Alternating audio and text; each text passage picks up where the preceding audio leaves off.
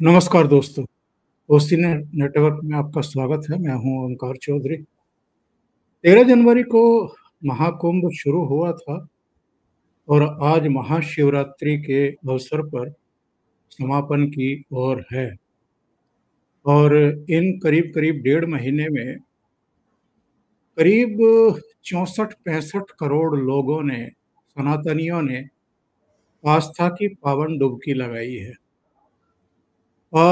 एक 15-20 लाख का छोटा-सा शहर प्रयागराज, और उसमें अगर जो हिंदू जनसंख्या है, कुल आबादी है भारत की, तो वो 110-115 करोड़ के आसपास मानी जाती है।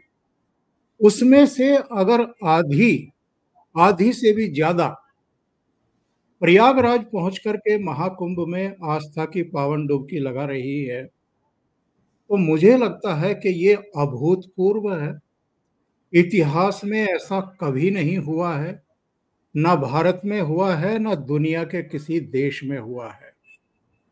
और हम लोग जो पिछले कुछ दिनों से लगातार ये बात अंडरलाइन कर रहे हैं कि हिंदुत्व का, हिंदुओं का, सनातनियों का ये पुनर्जागरण है। तो जो हम कहते रहे हैं, एक तरीके से ये जो हम दृश्य देख रहे हैं प्रयागराज में, महाकुंभ में, अयोध्या जी में, काशी नगरी में, ये उसकी पुष्टि करता है। आज 3 विषयों पर हम बात करेंगे। एक तो जो हम देख रहे हैं इस समय, जो जन सैलाब उमड़ा है। दूसरे, जो छावा फिल्म आई है संभाजी महाराज के जीवन पर, उसको लेकर के जिस तरह का समर्पण भाव और जिस तरह की आस्था और जिस तरह के रिएक्शन नई पीढ़ी के भी देखने को मिल रहे हैं। हम तो नौजवानों को देख रहे हैं, फूट फूट करके रो रहे हैं जब सिनेमा घरों से इस मूवी को देख करके बाहर निकल रहे हैं। यानी एक ऐसा पक्ष जिसको छिपा करके रखा गया, वो अगर एक मूवी के जरिए, एक फिल्म के जरिए सामने आ रहा है, तो ये पीढ़ी कितनी भावुक हो उठी है। और मैंने देखा है नई दिल्ली में, ये इंडिया गेट के आसपास से जितनी सड़कें अंदर की तरफ जाती हैं, लुटियन जोन में, वीआईपी जोन में, कोई अकबर रोड है, कोई बाबर रोड है, कोई औरंगजेब रोड है, वहां जाकर के अब लोगों ने रिएक्शन देने शुरू कर दिए हैं, उनको काली स्याही से पोतना शुरू कर दिया है। तीसरा विषय, नई दिल्ली में अखिल भारतीय मराठी साहित्य सम्मेलन हुआ, जिसमें प्रधानमंत्री नरेंद्र मोदी उपस्थित थे। मंच पर शरद पवार भी थे, महाराष्ट्र के मुख्यमंत्री देवेंद्र फडणवीस, और साहित्य से, पत्रकारिता से, यानी जो कला है, जो साहित्य है, जो जो रचना धर्मिता है, उससे जुड़ी हुई बहुत सारी हस्तियां वहां पर मौजूद थे। तो उस पर भी हम चर्चा करेंगे। मंच पर जो कुछ हुआ उस पर भी चर्चा करेंगे। और मेरे साथ जुड़ रहे हैं आपके चिर परिचित, जाने माने लेखक, पत्रकार, मनीषी, चिंतक भाऊ तोरसेकर। तो भाऊ से जुड़ करके चर्चा को आगे बढ़ाएंगे। भाऊ प्रणाम, नमस्कार। बहुत स्वागत है। नमस्कार। महाशिवरात्रि की आपको भी और दर्शकों को भी बहुत कोटि से बधाई और शुभकामनाएं। भाऊ, सबसे पहले तो मैंने शुरू में कहा है कि जो हम जन सैलाब उमड़ते हुए देख रहे हैं पिछले डेढ़ महीने से, कोई दिन ऐसा नहीं गया है जब प्रयागराज में हमें ये दिखाई नहीं दे रहा हो। जो जानकार हैं उनका कहना ये है कि कुंभ में भी जो 3-4 मुख्य पर्व होते हैं, उन पर इस तरह की भीड़ उमड़ती थी आस्थावानों की, लेकिन उनमें तो उमड़ी ही, कई गुना उमड़ी, पर रोजाना वो कम होने का नाम ही नहीं लिया। और जो कुल आंकड़ा आएगा वो तो बाद में आएगा, लेकिन कल शाम तक का ही करीब 63-64 करोड़ का था। ये क्या है भाऊ, जरा इसको समझाने की कोशिश करिए हमारे दर्शकों को। और ये जो प्रतिक्रियाएं देखने को मिल रही हैं, कभी ममता मृत्यु कुंभ बताती है, कभी अखिलेश यादव कुछ और ही राग अलापते हुए दिखाई देते हैं। सुनने में आ रहा था राहुल और प्रियंका 16 तारीख को जाएंगे, फिर कहा 19 को जाएंगे, अब कुछ अता पता ही नहीं है। तो ये जो विरोधियों ने एक तरीके से इसको भारतीय जनता पार्टी का आयोजन करार देकर के अनाप शनाप बका है, जरा इस पर भी रोशनी डालिए। क्या मुझे मुझे समझ में नहीं आता कि मूर्खता जो करते हैं उस पर टिप्पणी करे तो क्या करे। कभी कभी मुझे वो बार बार याद आता है विंस्टन चर्चिल, जो इंग्लैंड के उस समय के प्रधानमंत्री रहे, हमारे गुलामी के दिन थे उस वक्त से दूसरे विश्व युद्ध में। तो इनका एक भारी वचन है कि घर से निकलकर कहीं जा रहे हो तो रास्ते पर कुत्ते तो भौंकेंगे, हर कुत्ते को पत्थर मारते बैठ जाओगे तो भूल जाओगे कि कहां जाने को निकले थे। तो ये तो बोलते रहेंगे, और क्या कर सकते, और कुछ नहीं कर सकते। और ये आज की बात नहीं है, इसकी शुरुआत साबरमती एक्सप्रेस जलाने का डब्बा जो जलाया गया था वहां से हुई है। एक एक साक्षात एक नया नेता हिंदुस्तान को मिल गया, वो साबरमती एक्सप्रेस जलाने के बाद मिल गया। तब तक नरेंद्र मोदी नाम का इंसान सिर्फ गुजरात का एक बीजेपी का मुख्यमंत्री था। लेकिन राम जन्मभूमि के लिए गए हुए कुछ कार सेवक थे, वो काम करके अपना लौट रहे थे और वो डिब्बा जलाया गया जिसमें कुछ 60-70 लोगों को जलाया गया। उसके बाद गुजरात को हिंदुत्व की लेबोरेटरी बोला जा रहा था ल्यूटियंस मीडिया में। गुजरात आरएसएस की हिंदुत्व की लेबोरेटरी है, और वो लेबोरेटरी से निकलकर अब पूरे देश में फैल गया। फिर भी ये मूर्ख लोग उसी पर भौंक रहे हैं और वो इनकी तरफ मुड़कर नहीं देख रहा है। वो साक्षात हिंदुत्व है, साक्षात हिंदुत्व है। ये हम देख रहे हैं वो क्या है। लोगों को आस्था नहीं है, ये आस्था के आगे चल गया, ये आस्था के आगे चला गया कि मैं कुछ नहीं कर सकता हूं तो मैं कम से कम डुबकी लगा कर आ जाऊंगा। ये हमें समझना जरूरी होता है। जब ऐसे लोग बर्ताव करते हैं, आम जनता इस ढंग का बर्ताव करती है, तो वो समझने के लिए हमको हमारी आज तक की जो समझ है, हमारे दिमाग में जो कुछ बातें बैठी है वो हटाकर वो देखना पड़ेगा। आंखों पर से चश्मे उठाकर देखना पड़ेगा, हटाकर देखना पड़ेगा। अगर आप नहीं हटाओगे तो जो चल रहा है वो आपकी समझ में नहीं आएगा, नहीं आएगा।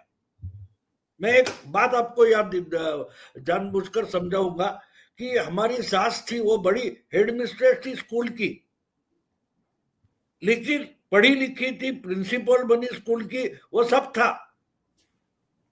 लेकिन जब उनके पोते नाते आगे चलकर कंप्यूटर इस्तेमाल करने लगे, उनके दिमाग में वो कंप्यूटर आ नहीं रहा था, समझ नहीं रहा था। वो तो अनपढ़ तो नहीं थी। तो एक दिन बच्चे घर में नहीं थे तो उन्होंने मुझसे समझने की कोशिश की कि ये बच्चे, मैंने फाइल भेजी है, फाइल मिली क्या, ऐसा फोन पर पूछते। कौन आया, कहाँ की फाइल, कैसे भेजी। तो फाइल इलेक्ट्रॉनिकल होती है, कंप्यूटर की फाइल क्या होती है वो समझ नहीं पा रही थी। तो मैंने उनको मेरे तरीके से समझाने की कोशिश की कि फाइल भेजी, इसका मतलब यहाँ एक क्लिक किया है, वो उधर कई जगह कॉपी हो गया सर्वर पर, और सर्वर पर पड़ा रहेगा लेकिन दिखेगा दूसरे कंप्यूटर पर। बस जैसे टीवी देख रहे हैं बिल्कुल वैसा है। मैंने बहुत समझाने की कोशिश की लेकिन उनके दिमाग में नहीं आ रहा था फाइल भेजने का मतलब क्या है। तो अगर एक स्कूल क्लर्क जो होता है, स्कूल का टीचर होता है या पढ़ा लिखा होता है, पुराने 50-40 साल पहले का इंसान, तो फाइल का मतलब वो कागज की फाइल समझता है जिसमें बहुत सारे छोटे छोटे पर्चे चिपकाए होते, लटकाए होते। या आप किसी वर्कशॉप में जाओ, वो मैकेनिक होगा तो उसको आप फाइल बोलोगे तो उसकी फाइल अलग होती है। वो जो घिसने का औजार होता है उसको फाइल बोलता है। तो फाइल शब्द एक होता है, लेकिन वो समझना है तो हमें उस जो तरीका होता है काम का, उसके इस्तेमाल का तरीका होता है, वो भी समझना जरूरी होता है। अगर वो आप समझ ना ले और अपने तरीके की फाइल दिमाग में रखे तो आपकी गलतफहमियां होती है। तो ये जो लोग बोल रहे हैं ना, ये नहीं समझ पा रहे कि ये जिस पॉलिटिकल थियोरी पर काम करते रहे, सालों से काम करते आए, पीढ़ियों से काम करते आए, वो पॉलिटिकल थियोरी आउटडेटेड हो गई है।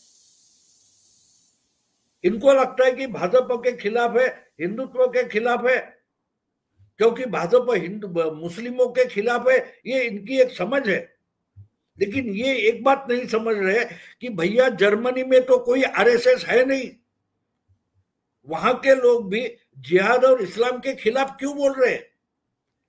दुनिया भर के बहुत सारे लोग जो आज भी ईसाई हो सकते हैं या जू हो सकते हैं, वो आकर डुबकी मार रहे हैं। तो क्या हो गया, क्या क्यों डुबकी मार रहे हैं? एक सोच है, ये एक इस्लाम क्रिश्चियनिटी ऐसा एक रिलीजन का मामला नहीं है, ये अध्यात्म का, स्पिरिचुअलिटी का मामला है। अब बीजेपी, अगर मैंने देखा योगी बाबा बढ़िया बात बोल रहे थे कि कुंभ का आयोजन हमने नहीं किया है, हम सिर्फ व्यवस्था देख रहे हैं। हिंदू समाज ने इसका आयोजन किया है, हम सेवक के रूप में वहां है। अब ये समझने के लिए आपके आंखों पर चढ़े चश्मे हटाने पड़ेंगे, और तब जाके आप ना बोले तो कोई फर्क नहीं पड़ता।